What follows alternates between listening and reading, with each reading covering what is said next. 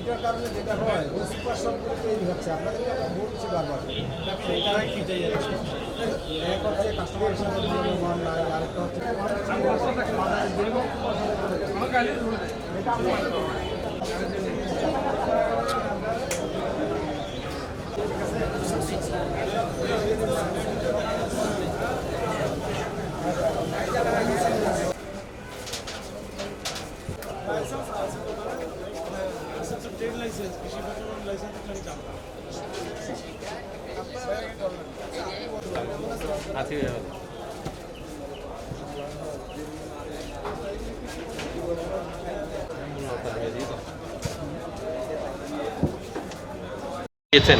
আমরা মাছ মুরগি এবং সবজির বাজারটা আজকে তদারকি করেছি। মূল্য তালিকা না থাকার কারণেই আসলে জরিমানাগুলো করেছি। আসলে মূল্য তালিকাটা না রাখার কারণেই মূল্যটা আপডেট হয়, এদিক সেদিক হয়।